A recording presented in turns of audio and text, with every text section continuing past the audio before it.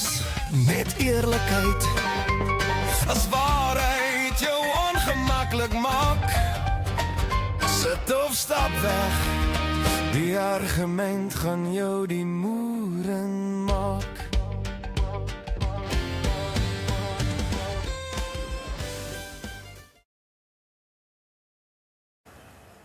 Goeiemiddag almal, ek hoop het gaan goed en ons tweede episode van die argument en hoop ek sommer julle vind dit interessant en dit antwoord so 'n bietjie vrae. Nou hierdie is so 'n indruk episode want ek het verskriklik baie navraag gekry van mense wat vir my sê, Kobus, vertel net 'n bietjie meer, wie is jy? Wat het jy al beteken vir die nasie en die volk en jy weet, hoekom het jy 'n opinie en is jy geregtig op 'n opinie en dis meer. So die ander episodes die wat voortaan sal plaasvind, dink ek persoonlik sal baie interessanter wees, maar omdat julle vra, dan moet mense nou maar seker met hierdie goeters begin. Nou, ek het begin op skool in die Junior City Council. Later het ek dan nou stadsraad toe gegaan en Midvaal en daar het ek as wijkraadslid gedien. Later is ek verkies as burgemeesterskomitee lid en ek het as burgemeesterskomitee lid gedien. Toe is ek na die streeksraad toe, waar ek op die streek gedien het, en toe is ek na die provinsiale wetgewer toe, waar ek in die provinsie gedien het vir 5 jaar. Dis die kort weergawe. Nou, die messy gedeelte, die nie gepolishede gedeelte is, ek het gedien in die Junior City Council, het ek vir die skool dan nou gedien daarso. Later het ek gedien vir die DA binne in die Midvaal Stadsraad en was ek ook 'n burgemeesterskomitee lid vir die stadsraad. Nadat ek korrupsie uitgewys het, is ek weggejaag by die DA en het ek was daar hofsaake en allerhande sulke goed, lastersake, al daai goed. Nou daai goed is alles in die boek. Ek sal nou graag vir julle alles hier verbatim en verbaal wil aanhaal en al daai goed, maar julle kan dit daar gaan lees. Nou een van die vrae wat die hele tyd opkom, en ek sien daar is altyd so 'n fotootjie wat so saam met dit gaan, en baie van die vryheidsfronters is baie lief om daai foto dan nou aan te heg en goed. En is dit belangrik, mens moet weet, en ek stem 100% saam, mens moet weet die kreature waarmee jy deel in die politiek. En daar is maar ongierige diere daar in die politiek. Nou, dit is alles waar. Ek was 'n lid van die, of ek was 'n kandidaat vir die ANC, ek was nooit 'n lid van die ANC nie. Ten tye van my kandidatuur vir die ANC was ek 'n lid van die Vryheidsfront Plus. Ons het gesamentlike besluit geneem om my as kandidaat vir die ANC te stel, sodat ons 'n proklamasie by die staatspresident kon kry vir 'n ondersoek deur die SOE om dan forensiese ondersoeke op die Midvaal Stadsraad te doen. En dis die kort en die lank van daardie storie, die res kan julle in die boek lees. Nadat ek vir daai 6 weke dan nou die ANC kandidaat was, of oor daai tydperk van die verkiesing daar die ANC kandidaat was, het ek toe nou voortgegaan met my Vryheidsfront Plus werk. En het ek dan nou ook al die vergaderings vir die Vryheidsfront en al daai tipe, al die admin, al daai tipe van goed vir die Vryheidsfront Plus nog steeds in Midvaal gedoen. Maar was dit baie belangrik om dan nou, jy weet, daardie ondersoek te kry. En was daar 'n rede vir daai madness, sal mense nou maar sê. Nou, daar is baie wat nou maak of hulle nie daarvan weet nie, of nie geweet het nie, maar dit is maar die feite en dit is maar hoe dit was. Daarna het ek as LPW vir die Vryheidsfront Plus gedien, eers as raadslid in die streek, as streeksraadslid hier van 2016 af, het ek daar vir die streek gedien en dit is nou die Sedibeng streek en toe nou later is ek verkies as LPW in die provinsie. Nou dit was my groot voorreg en dink het ek in my span enorme werk gedoen en verskriklik baie suksesse gehad. Ek dink regtig gemeet teen baie ander in die politiek het ons regtig baie suksesse gehad. Met dit gesê het ons ook verskriklik baie vyande gemaak. Ons het vyande gemaak nie net onder politici nie, maar ook binne in die SAPD, en sommige op ander portefeuilles ook, waar daar korrupsie was en waar daar wanpraktyke plaasgevind het ons dit aangespreek en ons was in soveel opsigte so suksesvol dat ons van baie van hierdie korrupsie en goed dan nou ontslaag geraak het. En met groot dank aan die provinsiale kommissaris het hy ons baie keer, gehelp en mooi gehelp om dan hierdie polisiestasies dan nou skoon te maak of hierdie praktyke uit te sorteer. Ons het baie lekker saam met die GPF's gewerk en ook talle ander mense wat ons gehelp het. Ons het gehelp met 'n saak waar 'n dame aangerand is en waar sy op die einde eis ingestel en gewen het. So daar's 'n klomp suksesse gewees. Maar waar was my fokus regtig? Gedurende die DA-tyd het ek, soos ek julle gesê het, klomp korrupsie uitgewys en is dit omdat ek vir personeellede gevra het en 'n dokument laat onderteken het dat ons korrupsie saam sal beveg. En het ek eintlik 'n lat vir my eie gat gepluk daardeur, want toe bring die personeel, die administrasie vir my hierdie korrupsie. En daar is 'n wet wat sê dat as jy weet of moes geweet het deur jou posisie, dan moet jy rapporteer. Ek dink is die Combating and Prevention of Corrupt Activities Act, artikel 34, en dan gaan hy ons nou nog aan. En moes ek hierdie goed rapporteer en het dit totaal en al in my gesig ontplof.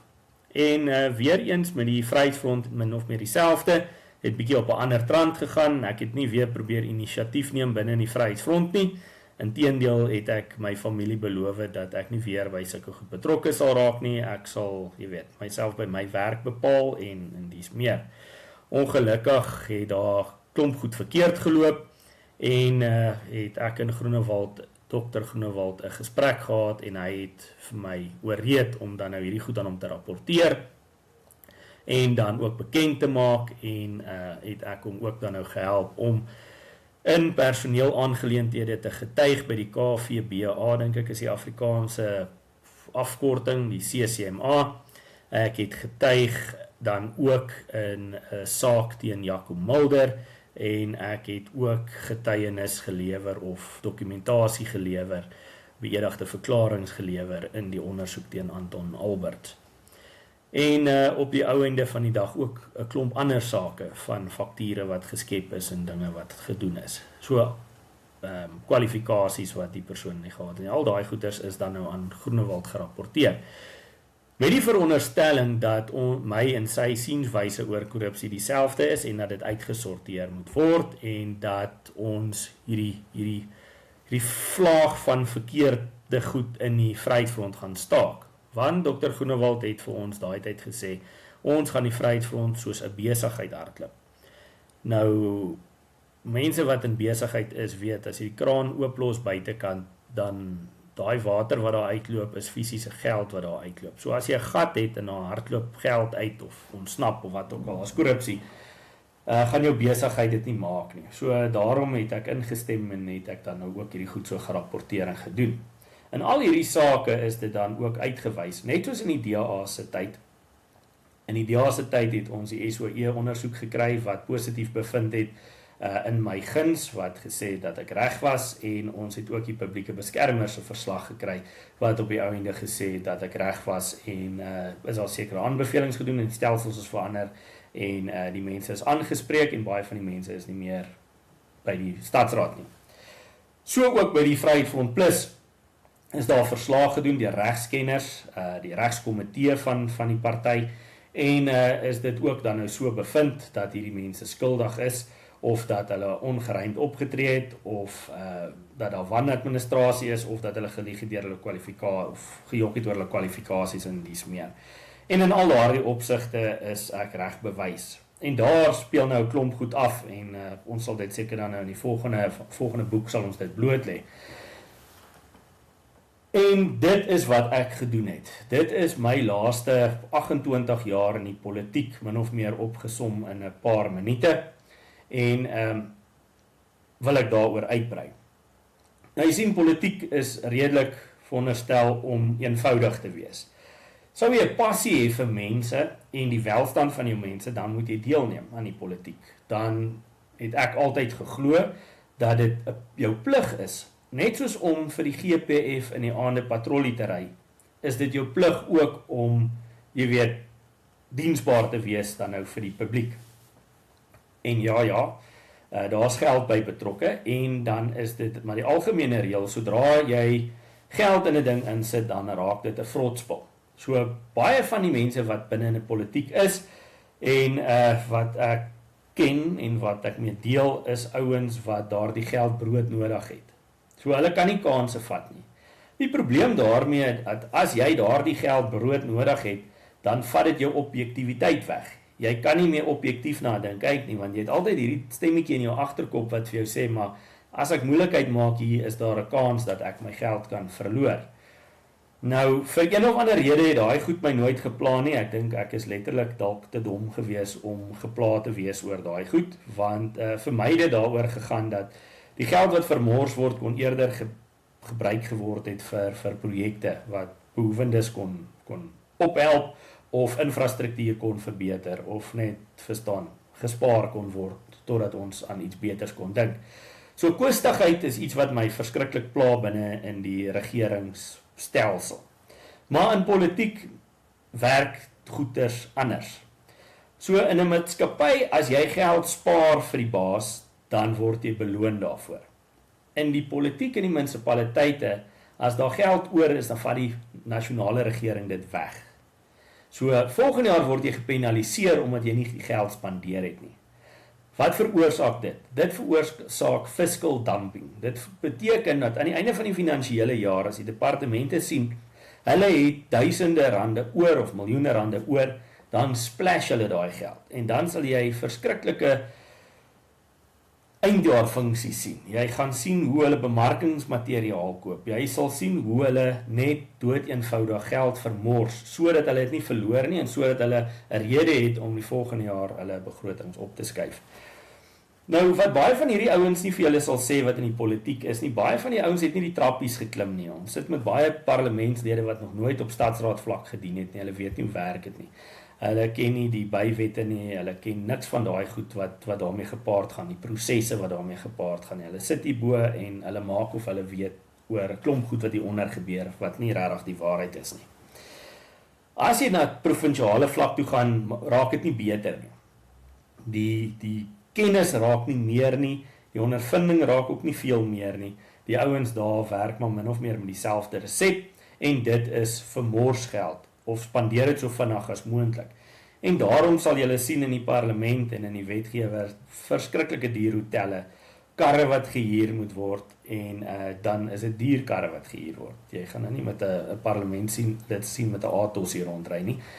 Jy weet, hy moet dan met 'n E-klas Mercedes ry. En in een so geval het een van die ANC-lede een keer vir my gesê, toe ek hulle aanvat oor die munisipaliteit se reis- en verblyfbeleid, het sy vir my gesê dat as ek bereid is om my lewensstandaard te verlaag, dan is dit my probleem. Sy is nie bereid om haar lewensstandaard te verlaag terwyl sy vir die stadsraad op toer is nie. En dit was vir my 'n wesenlike probleem, want verstaan jy, ons is hier om te dien, jy is nie regtig daar om gedien te word nie. Maar as jy gaan kyk hoe hierdie ouens in hotelle slaap, is dit van die beste hotelle, van die beste etes, van die beste karre, BMW's en Mercedes's en fancy goed waarmee hierdie ouens dan nou gekarwei en rondry. En jy weet, op 'n sekere vlak kan mense dit seker net maar sê, dit is seker maar so, want almal doen dit, so nou doen ons dit ook maar. Maar as ons terugkom na waar ek in die Vryheidsfront Plus gewerk het, het ons 'n baie beperkte begroting gehad. En daardie begroting met verkiesings het bitter vinnig uitgehardloop. Soveel so dat lede van die party en kandidate van die party altyd moes bydraes lewer, geld. Hulle moes self hulle borde opsit, want ons het geld vir kontrakteurs nie. Ons sal later 'n bietjie daaroor praat, want dit het later toe ook nou verander. Maar die mense, die lede moes hierdie ding befonds om hom sterk genoeg te kry. En baie van hierdie projekte het ongefinansier gebly deur die Vryheidsfront Plus. En toe ek as onderleier ingekom het, het ek myself beywer om te sê, weet jy wat ouens, ons moet spaar waar ons kan, En dan moet ons kyk, jy weet, laat ons nie koostig is nie, laat ons projekte aanpak wat regtig van waarde is en goeders doen wat, jy weet, wat waarde het. Ongelukkig het dit nie so gewerk nie en was daar talle goed wat gedoen was en gebeur het wat nie heeltemal in tussen daardie lyne gehardloop het nie. En soos wat ek opbeweeg het binne in die party, het ek lelike goed begin sien rondom verkoosting. Party van die goed is nie noodwendig korrupsie nie, dit is net koostigheid, dit is net want ek kan tipe ding en daar's nie 'n reël daarvoor nie, so ek doen dit. En dit was 'n reuse probleem gewees.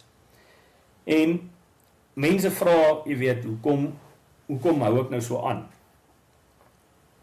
Ek dink daar het 'n beweging onder ons mense begin. En dit loop al 'n hele paar jaar waar ons opkyk na leiers. Kerkleiers, politieke leiers van ander organisasies, maar waar ons onsself amper blind staar teen iemand se label, as ek dit so kan noem. Waar ons opkyk na mense, maar ons raak blind vir wat hulle doen en waarmee hulle besig is. En ek dink dit is belangrik. Ek het 28 jaar wat ek in hierdie stelsel gewerk het en wat ek gesien het. En ek ag dit half my plig om vir mense te sê waar daar leemtes is en waar daar probleme is. Waar ons dit kan aanspreek as kiesers. Waar ons kan praat oor hierdie goed en dit uitredeneer. Want op die einde van die dag, en ons is selfskuldig. Jy weet, ons mense het nie ja gestem, en jy weet, dit is net die politici se skuld nie. Ek is seker daar was 'n klomp stemme, en ek weet van 'n klomp stemme wat gesê het, julle moet nee stem. Maar ons het nie nee gestem nie. Ek dink 60% van die mense het ja gestem. En nou kry jy baie keer waar ons vir mekaar sê, maar jy weet, dis 'n probleem, hulle het vir ons gelieg, ons het nooit die waarheid geweet nie, en al daai tipe van goed. En dis nie heeltemal die waarheid nie, dis nie onwaar, maar dis ook nie heeltemal die waarheid nie, want as jy wou, kon jy gaan lees het, jy kon gaan luister het na die ouens wat geskreeu het en gesê het, hierdie ding is gevaarlik. Maar aan die ander kant, as jy gaan kyk, hoe mooi die NP daardie tyd die boodskap verwoord het, en wat hulle boodskap was, en hulle het ekstra stoppe ingesit, jy weet, so, ons vat hom stadig, en ons sal kyk hoe hy ontwikkel, en daai tipe van goed, en dit het nooit gebeur nie, dit het nie gerealiseer nie, en op grond daarvan het daardie politici, die kiesers, die blanke kiesers in Suid-Afrika, mislei, hulle het gejok. En in vandagse politiek sien ek dieselfde ding. In vandagse politiek sien ek presies hoe ons wegbeweeg van konkrete beginsels en beloftes wat aan die kiesers gemaak is. Het sy van die DA, die Vryheidsfront Plus, die ANC, even die EFF. Goed wat hulle kiesers beloof, wat hulle dan stelselmatig deur fyn woordjies en kommaatjies te skuif, dit verander in iets anderste. En ek dink dit is, of ek voel, dit is my verantwoordelikheid om daardie goed aan te spreek. Om vir mense te wys en kundiges te kry wat hierdie ontledings kan doen. En hierdie tipe van goed dan nou aan te spreek en vir julle te sê, weet jy wat, kyk na hierdie beleid. As jy gaan kyk na hierdie beleid en die stigtingsvoorwaardes van hierdie party en alles wat daarmee gepaard gaan, is dit nog dieselfde. En dan moet ons vir onsself oordeel, of is dit dieselfde? Iets wat ek nie wil doen nie, ek wil nie vir julle sê, julle moenie vir daai ou stem nie, of julle moenie vir daai ou stem nie, en julle moenie van daai ou stem nie. Ek sal vir julle sê, wat ek dink, en hoe ek voel. Maar julle moet op die einde van die dag, die besluit neem, is dit wat julle wil hê vir julle self. Nou, daar's baie mense, jy moet onthou, toe ek by die DA was, het ons 'n opgemaakte storie gehad in die Vryheidsfront. Dis goed wat die Vryheidsfront kelder. Toe ons by die Vryheidsfront was, het ons 'n opgestelde lys gehad van goed wat ons teen die DA uitgespreek het. En ek wil met julle daai goed bespreek. Ek wil vir julle daai storieetjies vertel en daai storieetjies vertel en dan vir julle in 2026 vra of is daardie goed nog dieselfde? Is dit nog relevant? Is daai grense nog so duidelik soos wat dit was? En ek dink met vandag se tegnologie, waarmee ek baie sukkel, ek moet bieg, is dit baie makliker om leuns uit te wys en vir mense te wys, maar hier het jy so gesê en hier het jy so gesê. En hier is 'n verskil tussenin. Wat ek ook nie wil doen nie. En mense wat my ken, sal dit ook vir julle sê dis ook is. Ek wil dit nie ingewikkeld maak nie. Ek wil nie 'n hoë gedrewe akademiese taal hier sit en vir julle goed probeer verduidelik en dit raak weg nie. Want kom ek wees met julle eerlik, meeste van die hoë akademici praat so hoog dat ons gemiddelde mense hulle nie kan verstaan nie. Hulle skep woorde wat mense in jou lewe nog nie gehoor het nie. En dis die probleem. En dit is juis daar binnekant, want die dokumente word ook so opgestel. Die dokumente word so opgestel dat hulle vir jou een ding sê, hulle 'n ander ding bedoel, maar as jy die ding lees, sal jy nie agterkom daar's 'n verskil nie. En dit is daardie fynskrif wat ons mense vir etlike jare so verkil het. Nou mense wat ook weet dat ek nie gewoonlik wegstaan van 'n bekleierery af nie. Ek is nie iemand wat net opgee of wegstap van iets af nie. Maar partykeer is dit baie moeilik om 'n saak te veg as mense nie verstaan waarmee jy besig is nie. En ek het gesien die afgelope tyd dat dit vir my baie moeilik is om elke ou te antwoord op Facebook. En jy sal kry dat mense jou oor en oor dieselfde vraag vra. Nou soos ek vroeër in die video vir julle gesê het, ek is ook nie iemand met baie geduld nie. So as ek nou 'n ding nou al 10 keer vir jou deurgewas het en jy kom nog steeds en jy vra nou vir my vrae daaroor, dan gaan ek vir jou vra, gaan kyk na die vorige video's en kommentare en goeters gaan lees daar en jy sal ergens die goeters opgelees kry. Maar ek het ook agtergekom baie mense het nie lus vir dit nie. So ek kan nie jy weet herhalend optree nie, anders gaan ons nie by die goed uitkom waarby ons wil uitkom nie. En dit is bloot eenvoudig om goed te vat, dit te analiseer en te kyk, jok hulle of is hulle eerlik?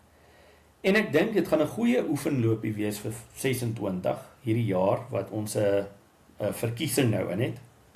En ons het kom nou uit 'n tussenverkiesing uit wat ons ook nog gaan ontleed. Maar laat ons kyk en dan laat ons die politici eerlik hou. Laat ons gaan kyk die kandidaate wat hulle stel binne in die wyke of hulle die werk kan doen. Of hulle self al bewys het, of hulle familie is van mekaar, of daar konflikte van belange is. Al daardie tipe van goed gaan ontleed, sodat jy as die kiezer of nie stemmer vir jouself kan sê, weet jy wat, is dit vir my die moeite werd om dan nou te stem, of is dit nie die moeite werd om te stem nie? Of moet ons kyk na 'n alternatief? Nou soos ons al baie vir mekaar gesê het, is Ernst Roets is besig en hulle kyk na alternatiewe, want hulle kan sien, en hy sê dit self, dat hierdie stelsel nie werk nie.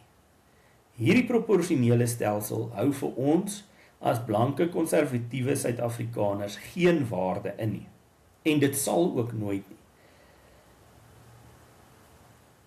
Hy is een stem. Dan kry jy talle ander stemme wat presies dieselfde geleide maak in dieselfde rigting. En dan kry jy die politici wat kliphard skop teen 'n stelselverandering. En ons moet ontleed waarom.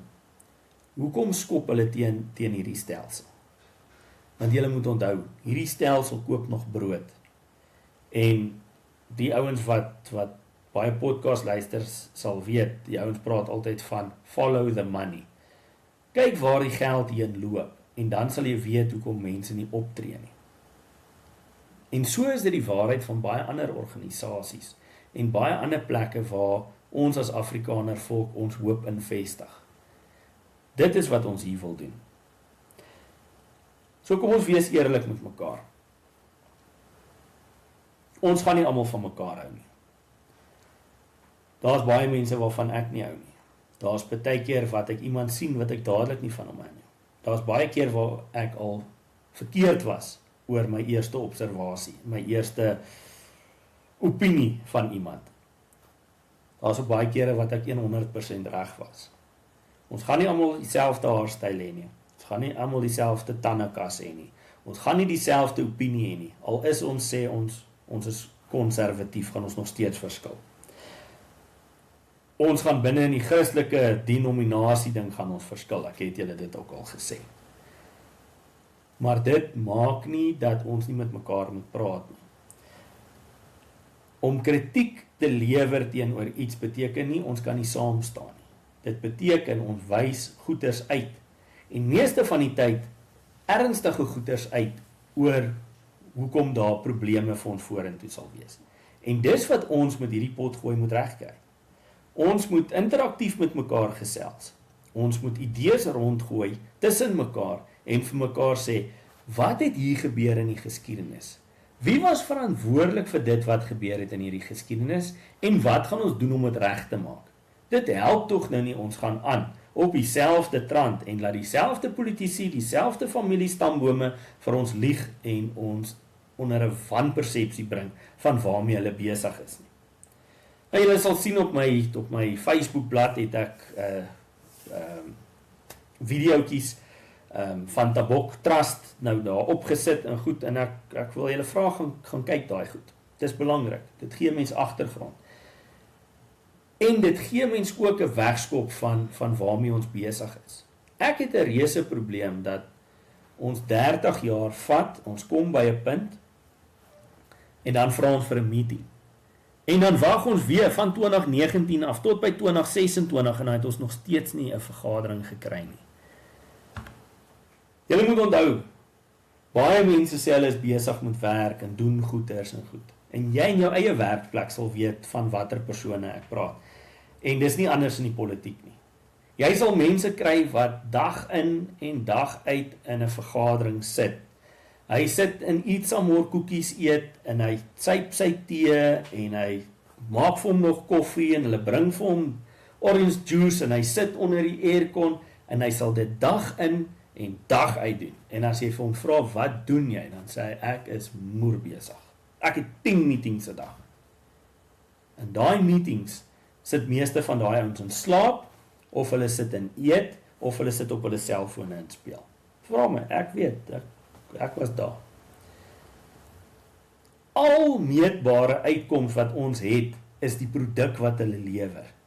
So as ons sê ons veg teen grondonteeneming sonder vergoeding, dan moet jy nie vir my toesprake opsit waar jy gepraat het oor onteiening sonder vergoeding nie.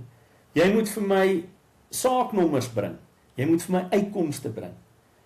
Want daar word miljoene in hierdie organisasies en politieke partye ingepomp om resultate te lewer.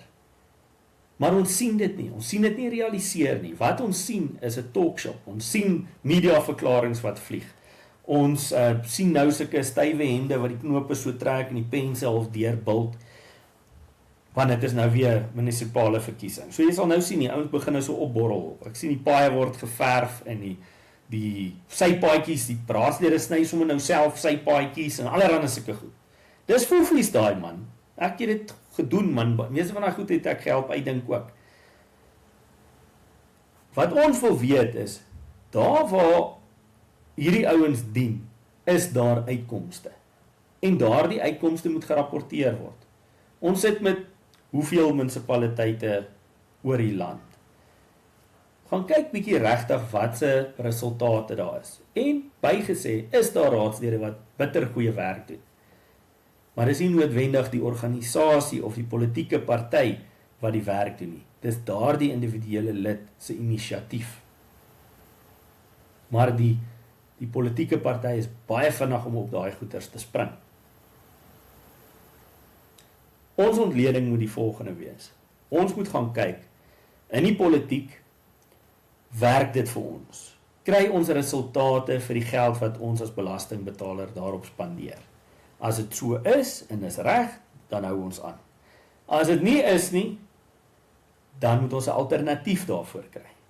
Ons moet publieke druk opsit om hierdie ding te bewerkstellig. En dan gaan ons gaan met hierdie ontledings gaan kyk ons, en ons wees met mekaar eerlik, en ons sien, waar het ons uitgekom? Het ons by die regte plek uitgekom, het ons nie. Maar om 'n debat te vestig, om kritiek te lewer en ontledings te doen, beteken nie ons staan nie saam nie. Dit beteken ons is regdenkende mense wat krities kan dink en wat by die waarheid wil uitkom. En as die waarheid goed is die waarheid goed. As die waarheid sleg is die waarheid sleg. Maar ten minste weet ons wat se keuses om te maak. En dis waar die belangrikheid inkom. En dan verder, goed wat ek voel as mens belangrik is vir my. En goed wat ek nie elke dag verstaan nie. En goed wat ek beter wil doen. Is dan nou tipies goed vir my kinders. Wat doen ek as 'n ouer om my kinders te verbeter? Sit ek hulle op die regte pad, doen ek die regte dinge? Skep ek vir hulle 'n toekoms? Selfbeskikking. Wat doen ons om onsself weg te druk van die staat af? Wat doen ons om indoktrinasie te bekamp? Wat doen ons om 'n gesonder lewe te lewe? En is daar nie talle leuns wat aan ons verkoop word om ons siek te hou, of om ons dom te hou, of ons onder pressure te hou, of onder druk te hou, en om ons onderdanig te hou nie. En dis die vraag waar ek wil hê ons moet uitkom, en daai goeters ontleed en bekyk, en vir mekaar help om by 'n oplossing uit te kom. Want ek dink baie keer, ons weet nie regtig waarmee ons besig is nie. En dis nie ons skuld nie. Dis omdat politici vir ons mooi broodjies bak. En hulle sê vir ons alles gaan oukei wees. Daar gaan die grond onteiening kom nie. Nee, ons gaan hof toe. Ons gaan sake maak. As ons hier regkom nie, gaan ons internasionale hof toe en al daai tipe van goed. Ouens, daai goeters gebeur al. En ons is nog steeds nie by die internasionale hof nie. Ek dink nie ons is al eers by die gewone hof nie. Wat wel gebeur is, van hierdie sake wat nou as toetsake kom, gaan die ouens as die privaat sektor het op 'n stadium wen of verloor of ietsie, dan gaan hulle eider sê, ons het julle gesê. Ons het vir julle gesê, dit is ongrondwetlik, dit kan nie werk nie. Maar as jy daai ouens se regslei gaan vra, het daai mense nooit 'n bydrae gemaak nie. En dis die goed waaroor ons moet praat. En ons moet ons politieke leiers en dan ons organisasie verantwoordelik hou. Sê, luister ouens, julle het dan gesê ons gaan hierdie ding fight. Waar is julle? Waar is die saaknommer? Hoe kan ons help? Wat se prokureurs gebruik julle? Watter advokate gebruik julle? Watter insette het julle? Kan ons petisies doen, al daai goed? Want al daai petisies is nou weg. Nou, hoe gaan ons aan as ons nie daai ding veg nie? Ons almal gaan ons eiendomme verloor. Ons almal gaan met ons gatte in die straat sit. Kom ons praat daaroor. Kom ons ontleed dit. Hoe jy oor my voel, is 'n side issue. En is ek nie hier om julle redding te wees nie. Ek is nie hier om vir julle leiding te gee in julle Christus lewe of julle geestes lewe nie. Dis glad nie my doel nie. My doel is om ontledend te kyk en kritiek te lewer op goed wat ek sien wat verkeerd loop. En op beloftes wat gemaak word, wat verbreek word. En dis die goed wat ons gaan aanspreek. Dis die goed waarvan ons gaan praat en dis die goed wat ons gaan onder die vergrootglas sit.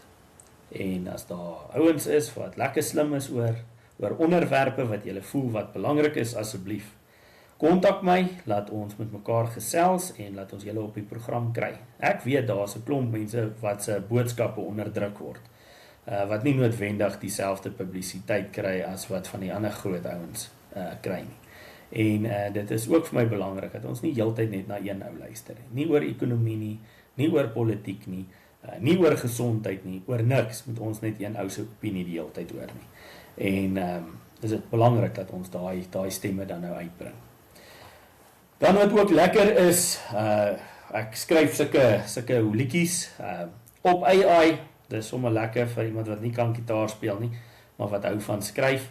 En so elke episode gaan ons vir julle so 'n ou liedjie bysit en geniet hom. Luister dit, julle kan dit ook gaan aflaai op Spotify en gaan kyk daarna, gaan luister daarna en geniet dit. Speel vir julle vriende, stuur rond. En soos wat ek voorheen gesê het, ons sal seker op 'n stadium bietjie begin met kompetisietjies en sulke goeters. Jy weet, laat ons mekaar aanwakker en kreatiwiteit aanwakker. Ek sal ook daarvan hou om bietjie van die ander ouens se AI liedjies of sy regte liedjies dan nou ook te kry. En laat ons revolusie van gedagtes begin in die kunste. Ek sê altyd, kunstenaars, dis waar die revolusie begin. Dis daai gedagtes wat hulle op 'n mooi manier deur kuns oordra. En ek dink ons het dit al gesien, sulke stukkies daarvan in ons sangers.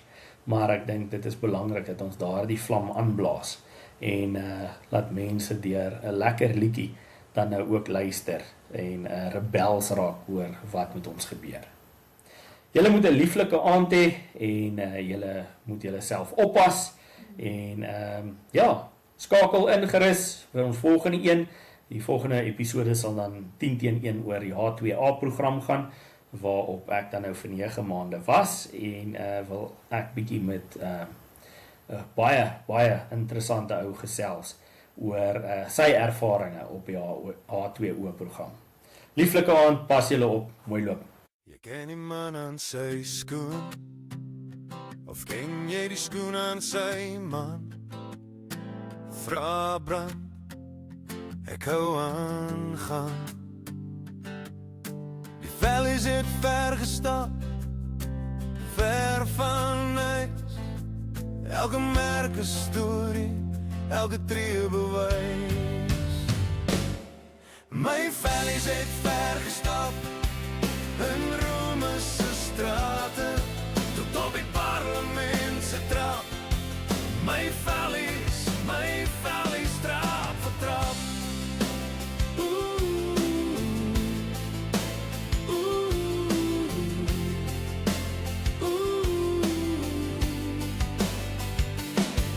My vellies het 'n vloer gedeel met skoene van fluweel. Hoe blinker, hoe stinker het ek vermaan, het ek geleer. Op die vellies het bloed gedrip, 'n blauwe bees moeg geloop. Op die vellies het trane geval, van gebroken mense se taal. Ek het gekniel, waar geen gebed kon heel. My vellies het ver gestap, deur vrees en vuur. My vellies, hulle hou my puur. Moeg geloop, tyd verkort, die fees as 'n modder. Maar hulle het nooit opgegee, elke oggend net nog een keer gekreun. My vellies was oral gewees, braaf of gebewe van vrees. Uitgetrap, mishandel, het hulle alles gegee. Op my kroeg, toonbank, sal hulle nou aftree. Nie net my skoene gewees, getuie van die rugsteek. Tog het hulle my huis toe gedra, keer op keer, niks extra gevra. Betroubaar, sterk en sag, daai voete het iemand wat wag.